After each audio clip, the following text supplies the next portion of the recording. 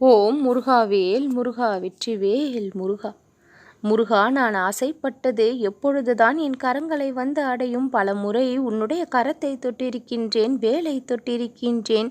தொட்டுவிட்டு எதிர்பார்த்து காத்திருந்தேன் நீ தரக்கூடிய அந்த முக்கியமான விஷயத்தை. ஆனால் இன்னும் என் கரங்களை வந்து சேர்ந்த பாடு இல்லையே என்று உன் மனதிற்குள் குமுறிக்கொண்டிருந்தாய் அல்லவா?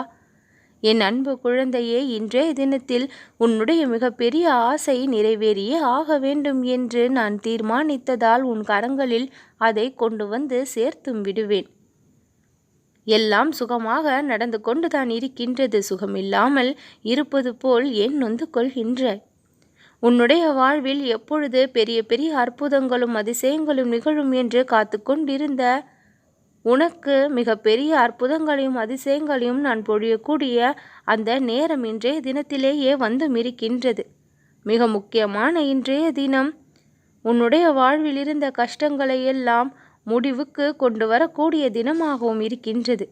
உன்னுடைய வாழ்வில் நீ அனுபவிக்க வேண்டிய சந்தோஷங்களை எல்லாம் அனுபவிப்பதற்கான தொடக்க தினமாகவும் இன்றைய தினம் அமைந்தும் இருக்கின்றது. உன்னுடைய கருத்தை பிறரிடம் பகிரும் பொழுது அவர்கள் சில சமயங்களில் அதை ஏற்றுக்கொள்ளலாம், சில சமயங்களில் நிராகரிக்கவும் செய்யலாம். ஆனால் அதையெல்லாம் பெரிதாக நினைத்து நீ வருத்தப்படாதே. அவரவர்களுக்கு இருக்கக்கூடிய உரிமையின் வெளிப்பாடில் சிலவற்றை சொல்வதையும் செய்வதையும் நிகழ்த்தி கொண்டுதான் இருப்பார்கள்.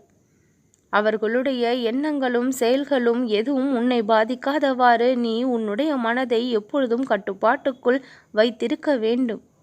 கட்டுப்பாட்டை இழக்கக்கூடிய வண்டி எப்படி நிதானம் தவறி கீழே சரிந்து விழுகின்றதோ அதுபோலதான் மனம் என்கின்ற ஒன்றும் கட்டுப்பாட்டை இழக்கும் பொழுது நிலை தடுமாறி கீழே விழவும் முயற்சிக்கின்றது.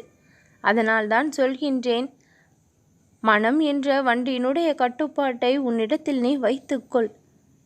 எப்பொழுதும் அது தடுமாறாமல் பார்த்துக்கொள். பிறருடைய செயல்கள் உன்னுடைய மனதை தடுமாற வைத்து விடக்கூடாது. பிறருடைய செயல்களால் உன்னுடைய மனம் தளர்வடையக்கூடாது.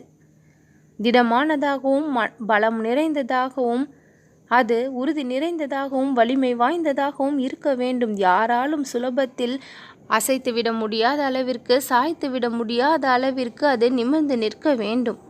என் அன்பு குழந்தையே, உன்னுடைய செயல்களில் மாற்றம் வந்தால் உன்னுடைய வாழ்க்கையில் மாற்றம் வரும். எந்த செயல்களெல்லாம் நன்மையை பிறருக்கு அளிக்கக்கூடியதோ அந்த செயல்களை எல்லாம் நீ செய்வாயானால் உன்னுடைய வாழ்விற்கு மிகப்பெரிய நன்மைகள் தேடி வரும்.